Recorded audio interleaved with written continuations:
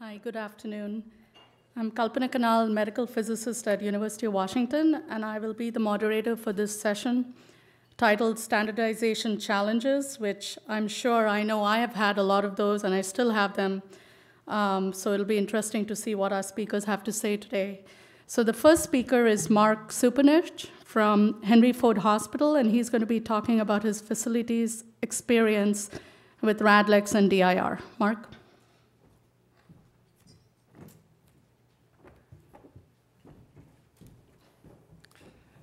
All right, thank you, and thank you for the opportunity this afternoon. So I'm a physicist at Henry Ford, and I got kind of tasked with looking at our CT orderables and standardizing them and mapping them to RADLEX terms and then to the RADLEX playbook IDs to include in submission of our data to the dose index registry. So just a little outline of what I'll be talking about here is the motivation for why standardization of the CT exams that get sent to the DIR are important. And I'll go through kind of how what I like to call retrospective mapping happens. And so the retrospective mapping is really what RADMEPS provided for all the exams that had been submitted to the dose index registry for this most recent report. And also some of the other ways that you can do retrospective mapping, so that's after the exams have been submitted to the DIR. And then I'll go through the procedure for what I call prospective mapping, which is doing it beforehand, assigning that RPID and submitting it along with the dose structured report to the DIR. And then try and get into some of the experiences we've had and what I see as some of the benefits to doing this prospectively as opposed to retrospectively.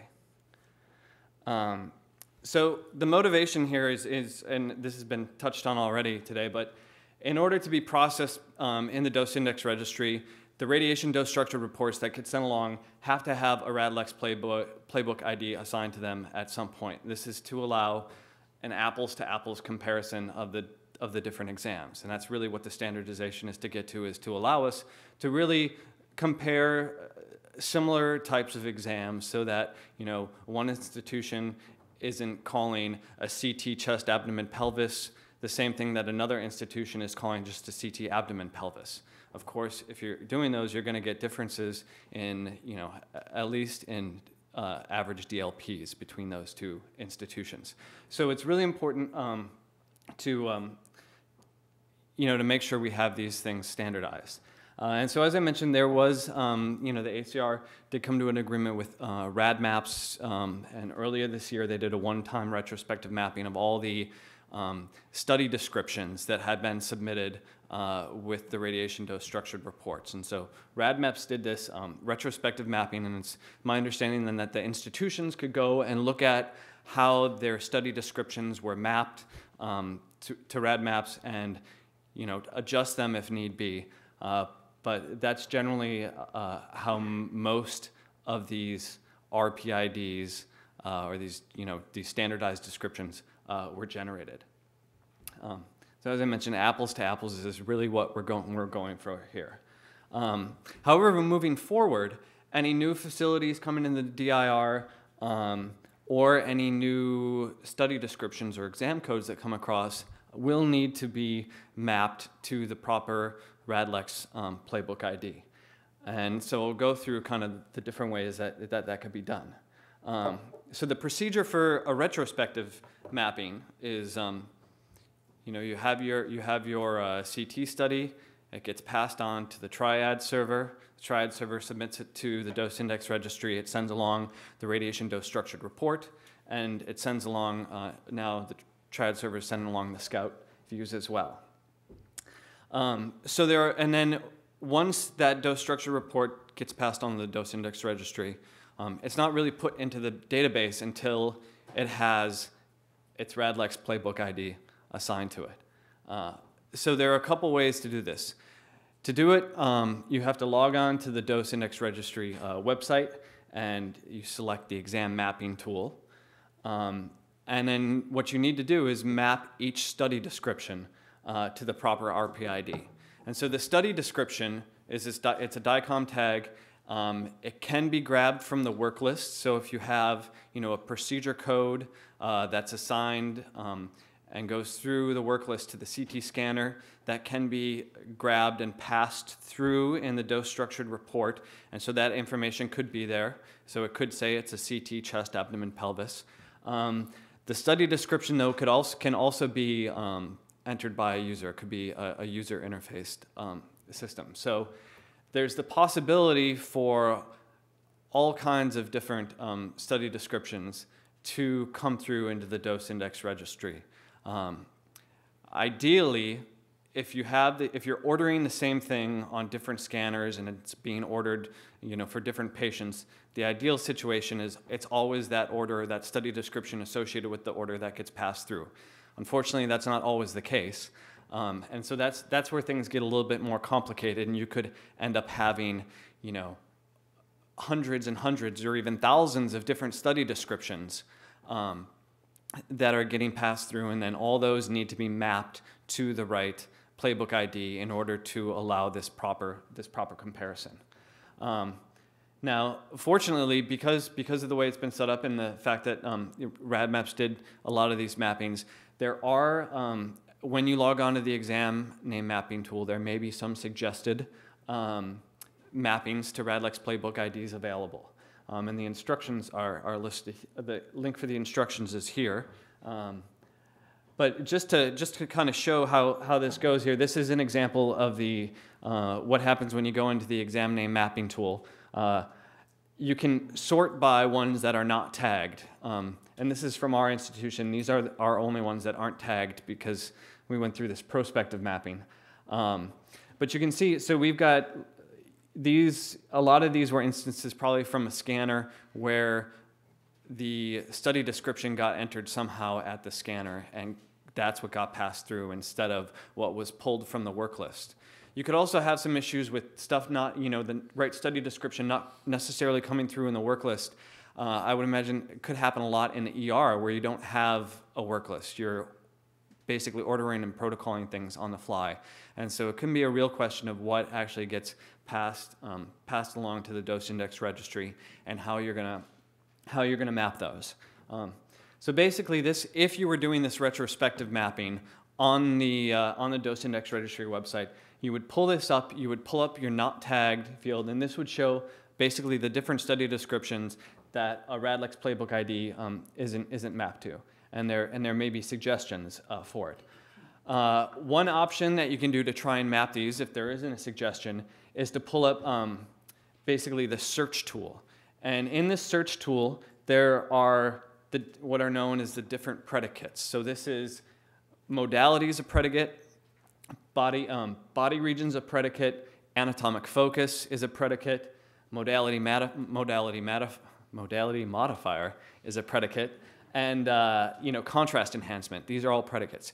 And those predicates can be populated with specific values. So for body region, a specific value could be the head, it could be the chest, it could be the abdomen. Of course, anatomic foci could be liver, brain, sinuses, contrast enhancement with contrast, without contrast, with and without contrast, that kind of stuff.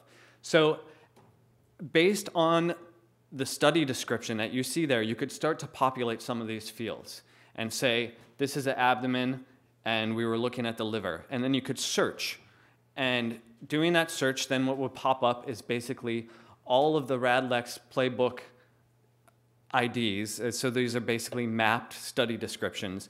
And it would pull up everything that is a CT, that has CT abdomen and liver. Of course, there's probably going to be at least tens of those that would come up in this search term. So the more specific you can be, the better. And then you can best try and find the Radlex playbook term that matches your study description. So that's one option to kind of do this retrospectively. Another option to do it retrospectively, instead of searching for a term, a Radlex playbook term that might match your study description, you can manually add different predicates with values selected for them and request. So this would be, you would really go through this step if you hadn't found a Radlex playbook term to match your study description, you could go through and add the different predicates and the different values in this tool, and then once you've completely mapped it, basically getting the best match you can to the study description, you can request a new RPID to be generated for that study description. So if you're doing a CT of the ankle with contrast, let's say no one's ever requested a playbook term to be made for that before, and you searched and you couldn't find it, but you want to map it, you could then request a new playbook ID to be generated for this. So those are kind of how you can go about this retrospective mapping. There are some issues with the retrospective mapping, which is really why I'm up here to talk about the prospective mapping and to say that maybe there are some benefits to that. But some of the issues with the retrospective mapping is that you could have the same orderable. Basically, the physician orders the same study. The study description that gets passed through and what is used in this retrospective mapping, even if it's the same orderable or exam, a different study description could conceivably come through on different systems. So that's one thing. So you may have the same orderable that you want to map them to the same thing, but the study descriptions that get passed through could be different. So that's one issue. Another issue is that the study descriptions that get passed through may not be as detailed as your description of your internal orderable. So if you've got your master charge list, that could have a much greater level of granularity than the study description has. And so if you want to start getting these playbook terms really granular, you need to be doing it at the level of the orderable and not the study description. So you could have a CT of the abdomen and a CT of the abdomen for the purposes of evaluating a renal stone. Now, that granularity may be seen at the level of your orderable, but it may not necessarily come through in the study description. And it's quite likely that just a standard CT of the abdomen and a CT of the abdomen for the purposes of evaluating renal stones in the kidneys would have different dose characteristics. So being able to do it at this highest level of granularity allows you to really separate out the different types of exams that are done, even if they're done on the same body region. Another issue with doing this retrospectively is you may have orders for low dose or follow-up studies that, again, may have the same study description as a standard study. But you don't see that coming over. So if you want to be able to separate a low-dose head follow-up study from a standard dose head, you're not necessarily going to be able to do that with this retrospective mapping. And then, of course, and also another one is that oftentimes, at least in our experiences, the anatomic focus of a study isn't necessarily included in the study description. So again, that could be an example if you're doing a CT of the abdomen, if it's focused on the liver or the kidneys, that's not necessarily passed through.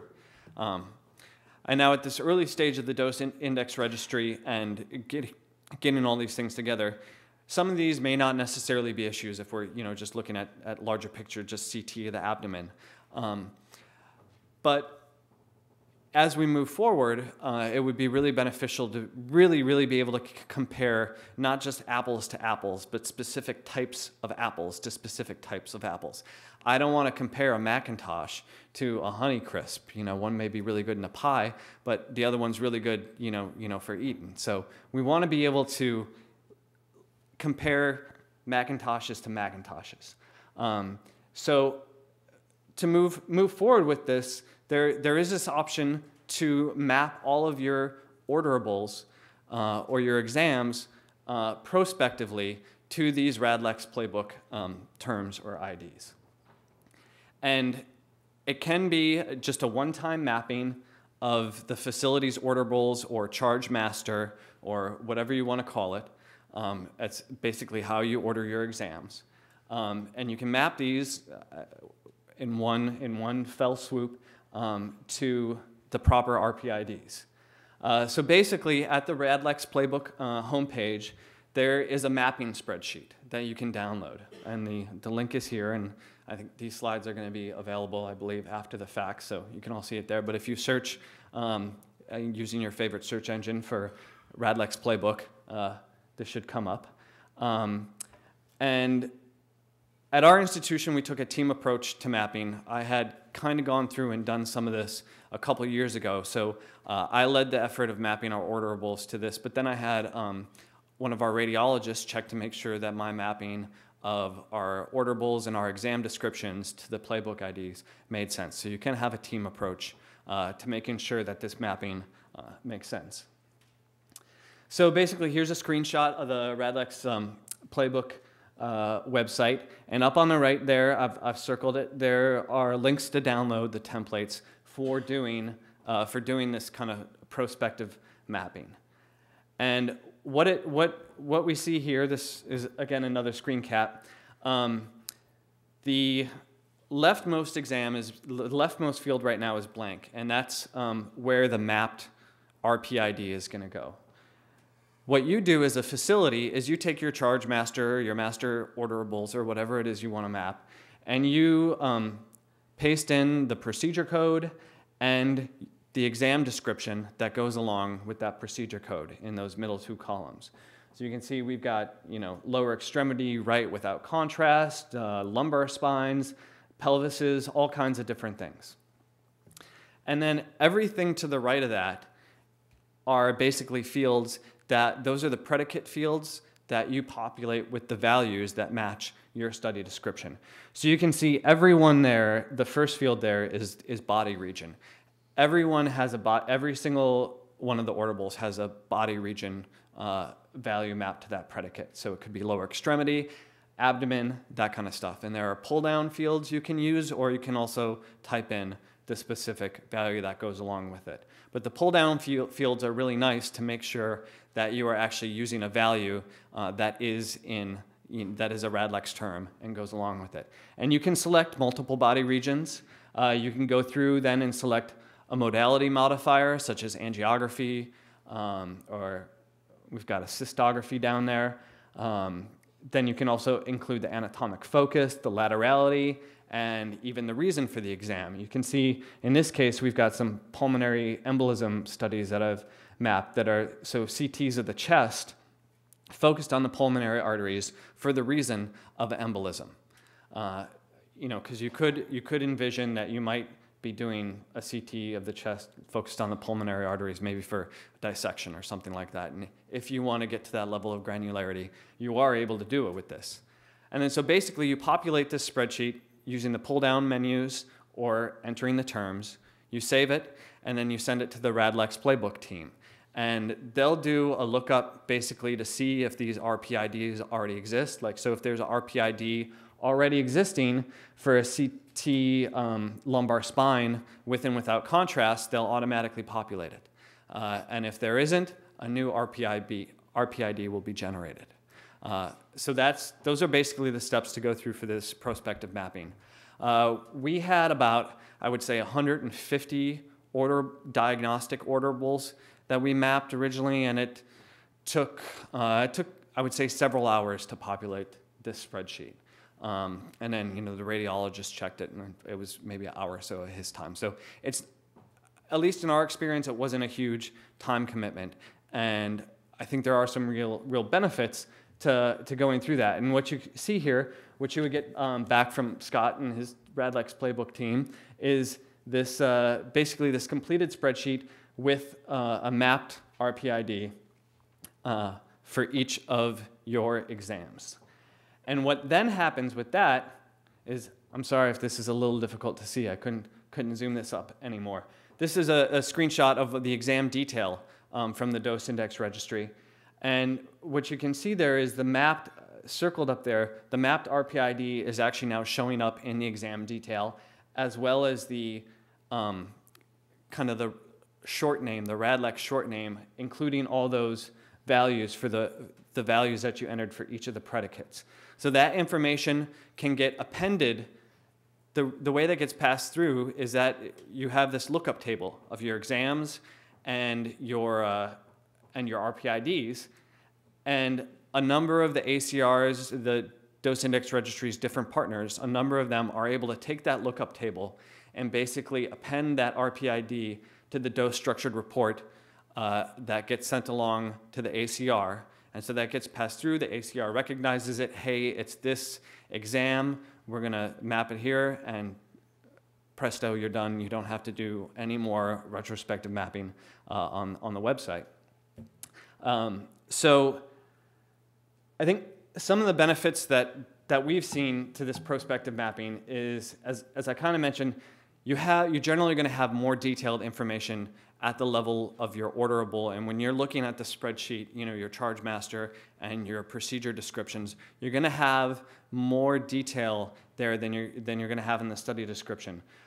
So you're going to be able to, differentiate between different exams, whether it be low dose or, sorry, I shouldn't say low dose, reduced dose or standard dose studies, or if you're looking at different anatomic foci. So this self-mapping, I think, allows you to be a little more accurate as to what's getting mapped to what. Another advantage is, let's say you could also go through this and do kind of a broad strokes mapping. Let's say you just want to do CT of the abdomen and you don't want to go into the anatomic focus or the reason for the exam. You can do that, but then you still have this spreadsheet with all your orderables and some of these things mapped. If then in the future, as we move forward with the DIR, if you want to start to get more granular, you can go back to that spreadsheet and add in the reason for the exam to give us this better apples to apples comparison. I think one of the areas where this will really be beneficial in the future is for multiphasic studies. As the DIR and as our mapping of studies is able to incorporate more information about how many phases there are in a study, it'll really allow for the proper comparison, especially of some of the body studies where one institution might consider a CT abdomen of the pelvis with and without contrast to just be a CT without contrast and then one with contrast. But another institution, they might do their CT with and without contrast as a CT without contrast, then one phase, and then a delayed study, say like 10 minutes later. And we don't want to be comparing those two studies together because one has one more additional scan with it.